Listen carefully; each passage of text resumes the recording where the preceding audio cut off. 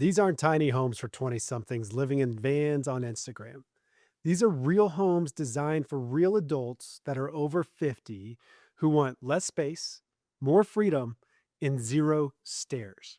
Single level, accessible, beautiful. Some cost less than a new truck. And if you've ever wondered what downsizing could actually look like, these homes, they're going to change your mind. And we have some to stay away from that we're going to talk about as well. Now, before I show you a single one of them, there's a family that wrote in this week with exactly one of these questions. And we're going to walk through what they asked for. And then we're going to talk through a couple of questions to think about before you make this kind of move. And I'm going to show you what I mean. So you see the letter here, and it's from Mark. Basically, he and his brother live across the country, one in Seattle, one in Texas. And their mom, she lives in Ohio, currently in a 4-bedroom home. The upkeep, though, it's killing her. And she's watching videos on what to look for in tiny homes. Well, she wants to put a deposit down next week, and he's saying, time out. I have some questions first. They're worried about doing this right, which is awesome. And so thanks for writing in, Mark. Excuse me. And so now, Mark, you're in Texas, your brother's in Seattle, you have a big empty house, a prefab cottage in this case that your mom has seen on YouTube, and there's a deposit that she wants to put down next week. That's a fair downsizing questions. And a lot of families across the country, they're in this situation with that parent that's in that big home trying to figure out what to do. And this seems like a logical option. It seems like a simple option. But I've sat across others where it just does, I say others, I've sat across people with this question and it just doesn't end up making sense for their situation based on what's available. So here's what we're going to walk through today. And it's 10 tiny homes for seniors. And we're going to break them into 3 buckets: the good, the bad, and the ugly. 2 I'd actually recommend, 3 I'd be cautious about, and 5 that you'd never catch me pursuing. Plus, there's going to be 3 bonus options that most YouTube videos are not going to show you. And we're going to walk through these backwards, starting with the ugly first, then the bad, then the good. And by the time that we're done with this, you're going to know exactly the pros and cons of them and who might help advise you before making a decision. So there's a quick thing before we get into the ugly, and I'm going to be direct about these 5. These are you're not going to catch me recommending these. I've been around long enough to know that sometimes people do what they have to do. Budgets are real. Timing is real. Family circumstances are real. The point of this video is not to tell you what to do. The point is to make informed decisions. So if one of these 5 or the other 3 that are in the cautious bucket, if one of them ends up being your path, that's okay. Just know the risks and the trade-offs going into it. Okay, here we go. Point number 10, because we're going backwards, and that is the minimalist pod. So 2 to 400 square feet, clean lines, ultra compact. And the pitch that you're going to hear, it's very simple. It's simple living. Here's why this is the worst one on the list, though. It's not really a home. It's a slightly nicer shed marketed as housing. There's no room for a caregiver. There's no room for grandkids to stay over. And most lenders, they're not going to finance it as a primary residence. It does not appreciate and it rarely resells. So if your budget, if it pushes you here, fine. You have to do what you have to do, but don't expect to age well in it.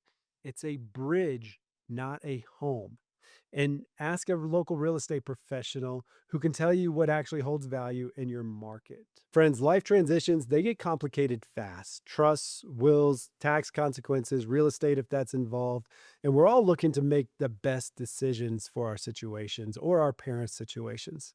If that sounds like where you're at, where you see this mountain in front of you and you're trying to break down the complexity that it is, link, it's in the description below. You're going to find resources for downsizing specifically that it will help your situation. And if we can help, then we'll walk right alongside you and help break down the next steps for this life transition. Now we're moving on to point number 9. And in this one, at least it's a real living space. But what we're talking about here is the prefab home on a trailer base. And that sounds like freedom. It sounds like you can relocate to be near the grandkids in 5 years. And it's a real living space, like I said, sized for an adult. That's the upgrade from the pod. It's an actual home. It's still in the ugly bucket though because of one word, and it's depreciation.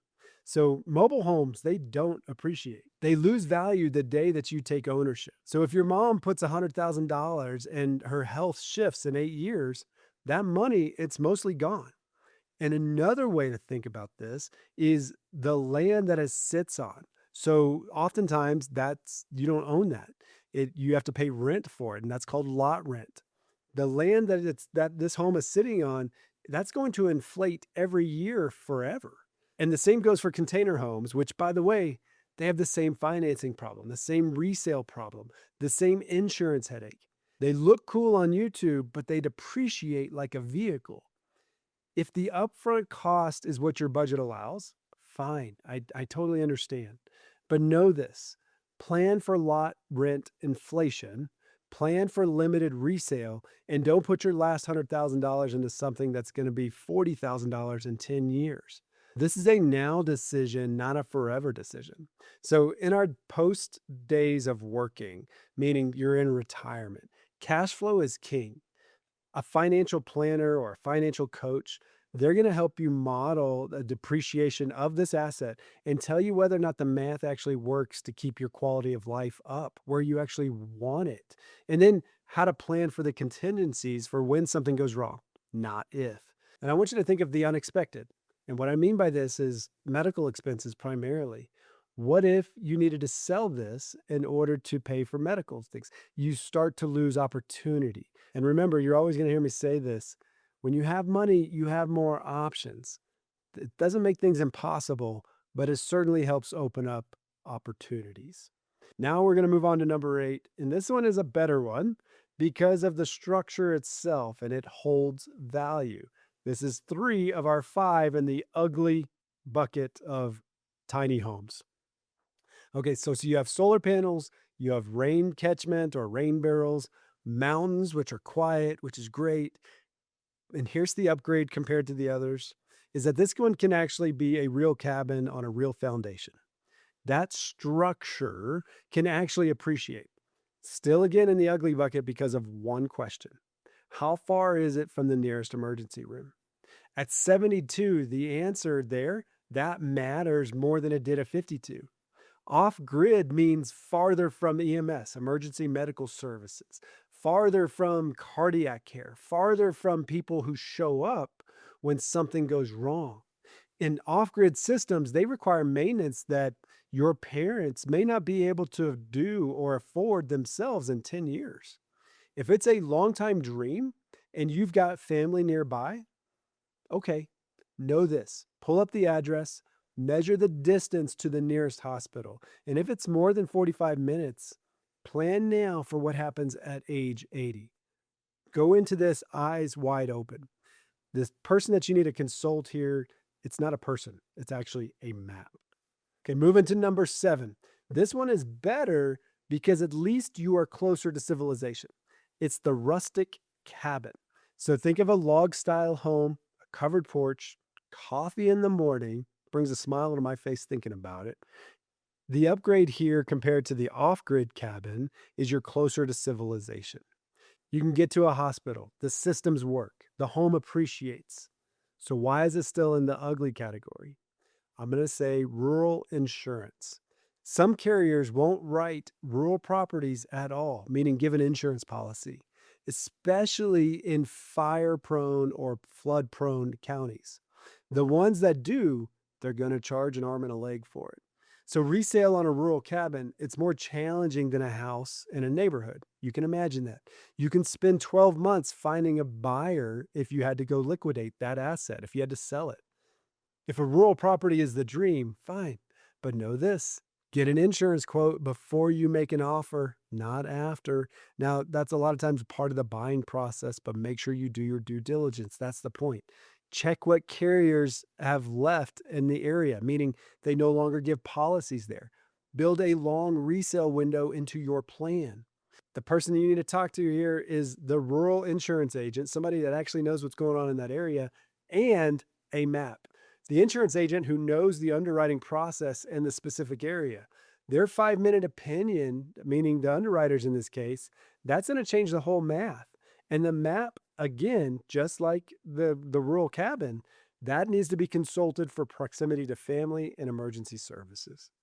Moving to number 6, this is the coastal retreat. This is also the 5th ugly bucket tiny home that we're gonna talk through.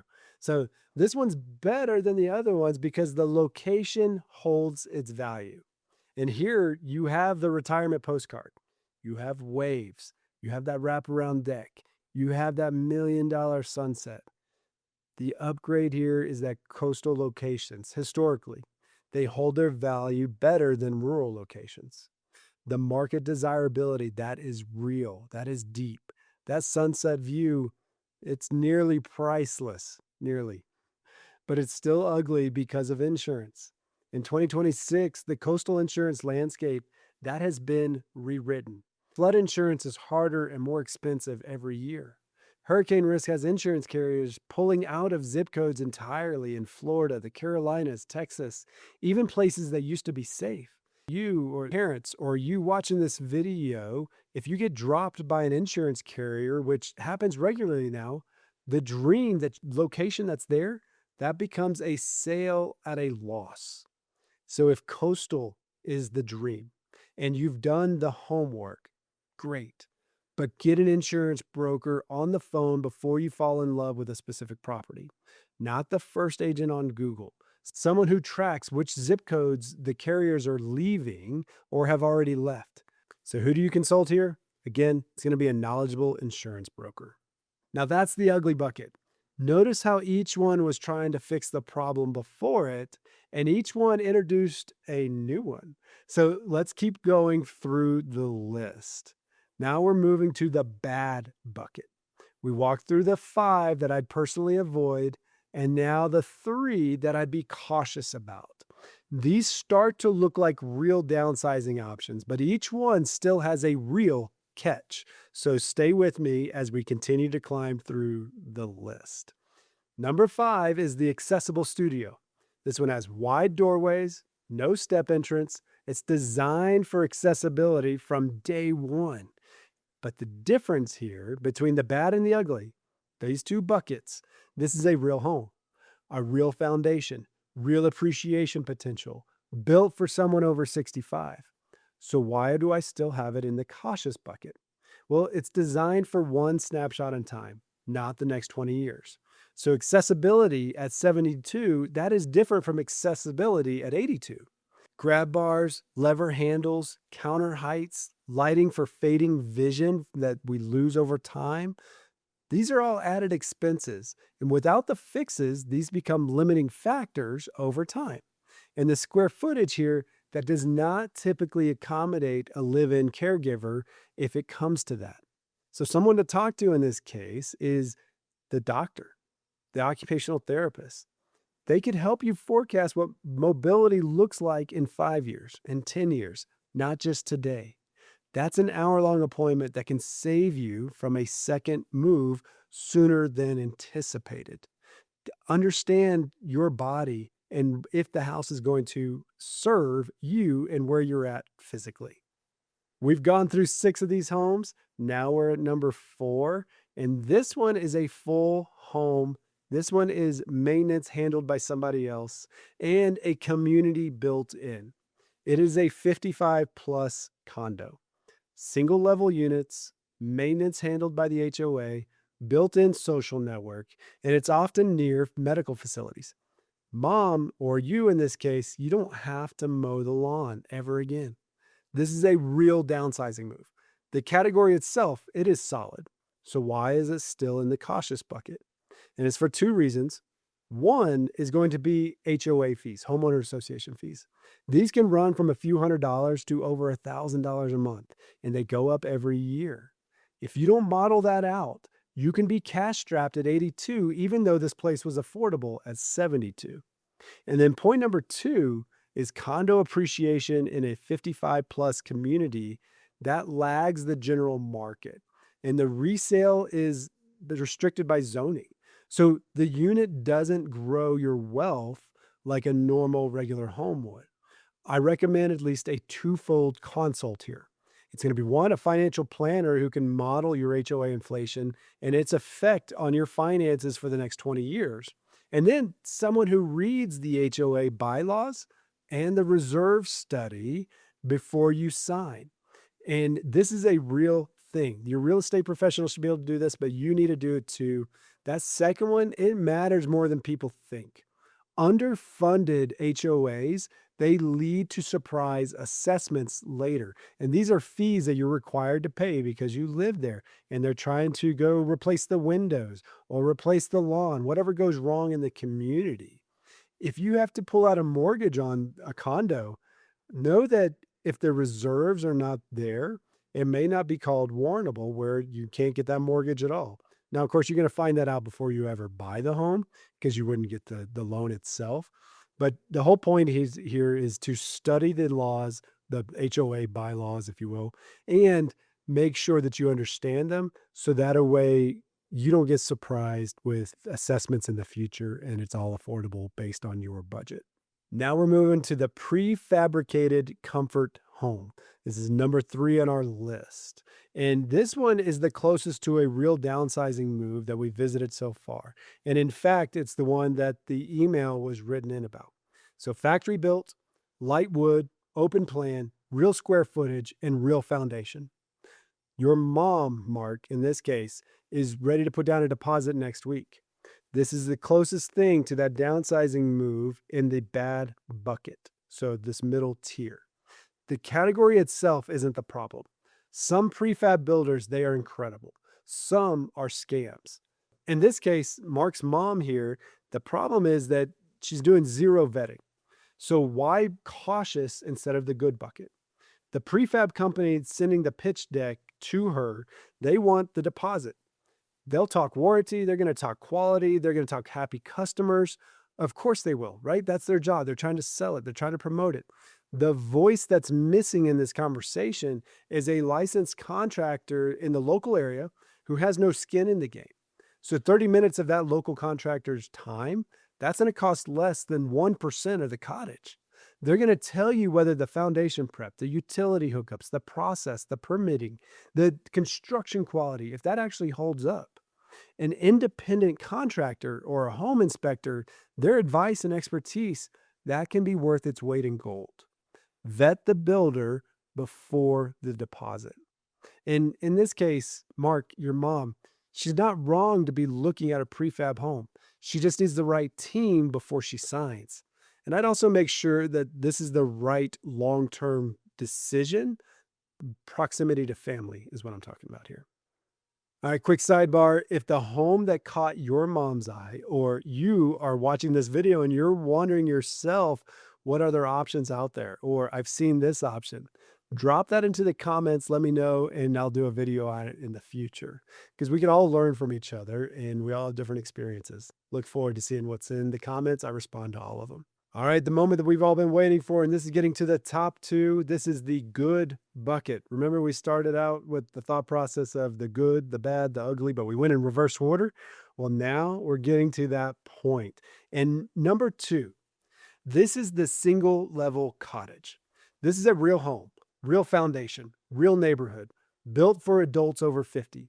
Wide doorways, no stairs, accessible bathroom, but at full square footage.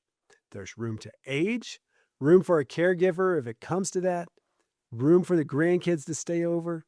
This is the floor for what I'd recommend. It works at 72 and it can still work at 82 with minor modifications. It appreciates like a real house. It resells like a real house. And honestly, this is what most people are picturing when they imagine the right answer for their downsizing solution. And moving on to number 1 on our list, and it's the last one before we get to some other tips, some bonus tips that might help somebody out without going the tiny home route. But number 1 here, it's even better. It's the same cottage plus a little something extra. And this is called a dual unit tiny home. So 2 connected units, both single level, both accessible, one for mom, one for house guests, one for hobbies. Like, you have options with that second unit. And here's where it gets interesting. So eventually, a caregiver might need to be in the home. And that could be a family member, that could be somebody that you hire out, but it's separation of space still with accessibility. It's also a way to potentially generate rental income. This is the cottage with options baked into it. Everything good about a single level cottage that we talked about just previously, plus a second unit that flexes with the needs of whoever's living in there. In this conversation, this is a real one that you have to have with family. It's not an email chain. So in this case, the mom, Mark, your brother, I'm talking to you. Anyone who's going to be involved with the caregiving 5 or 10 years out. The dual unit, it only makes sense if everybody agrees on what that second unit is actually used for, not only today, but in the future. This is the strongest tiny home option that I'm going to show you in this video. But there are three more options that almost no YouTube channel is actually going to talk about because they don't sell tiny home kits. And if I were sitting at the kitchen table with you right now, these are options that we would definitely bring up. These are our bonuses that we're going to jump into. These are three different problems that these solutions actually solve as well. So pick the one that actually fits your situation. And bonus number one, this is going to be the ADU on family property. First, an ADU, accessory dwelling unit, on your property, and it creates some incredible benefits. So think of a small home, in this case for Mark, built on your lot in Texas or your brother's home in Seattle. Mom, in this case, would be near family, not 2 states away. The asset, it stays with the family. The ADU, that usually adds value to the property if you ever went to sell it. And you have emergency medical services, that's solved. You have loneliness concerns, solved. Stewardship of your remaining wealth, optimized. You're not chasing depreciating prefabs or coastal insurance roulette. Most counties since 2020, they have streamlined the ADU permitting process. Construction costs here, they can be comparable to a quality prefab, but the money stays in the family instead of going to a manufacturer. So here, so consult a real estate professional who knows ADU permitting or ADU resale and how that affects or positively or negatively for your situation. This option turns separate households into one connected one. Now, bonus number two, this is a CCRC, a continuing care retirement community. So this is tiered care where somebody walks into independent living now, and then they have the options for assisted living and skilled nursing on the same property as the needs evolve. Now, it's premium pricing. So you might have entry fees. You can run into 6 figures on that case. And then your monthly fees, those are going to be real. But here's what it solves. It's the next decade question. So for somebody looking to downsize, in this case, a CCRC, that eliminates the variable of upkeep of the home and how you're going to be taken care of for the decades to come. There's no scrambling for care later. Your wealth, it gets deployed once with a defined plan. Now, talk to a financial planner who can actually model the costs of this option, the entry fee structure and the contract types. Maybe a healthcare advisor who compares facilities and capabilities if that's not fully understood whenever you go in and interview them. This isn't a tiny home, it's a different category of an answer. But if the budget supports it, it's the option that moves the most uncertainty. This is the one used for our grandmother in our family, and it worked out. We couldn't have asked for it to be a better situation. Now, bonus number three, and this is the one that nobody recommends because there's no asset to sell. Mom, you in this case, if you rent in a senior community, and it sounds counterintuitive, but for someone with $300,000 or $400,000 from Ohio from the sale of their home, and now it's in equity, renting, it deploys that capital, that options differently. The money stays liquid. It earns interest. It's available for healthcare costs, family support, any decision that becomes obvious later. Remember, you have money, you have options. Renting isn't a worse answer by any stretch. It's just a different answer. And for some life situations, it's the right one. Talk to a financial planner or financial coach who can run both scenarios side by side. Buy versus rent, 10 years out, 20 years out. The answer isn't obvious until you do the math, and that creates an informed decision. All right, now that is our alternatives block: ADU, CCRC, senior rental.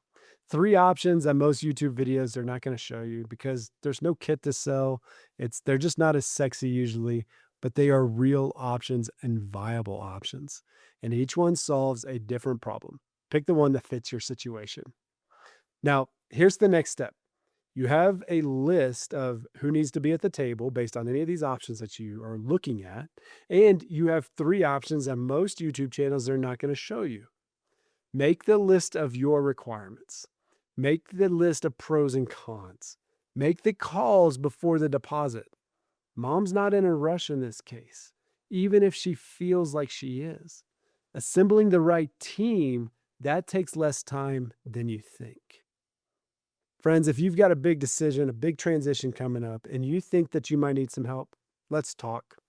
Book a free call. Check out the resources at the link in the description below. We help you think through life's transitions and make the complex more manageable. We do this for our clients every single day. I'm Weldon Hobbs. When we're making big decisions, we start with your life goal, we optimize it for wealth, and then we focus on the real estate. Remember, good decisions, they start with good information, and I'll see you in the next one.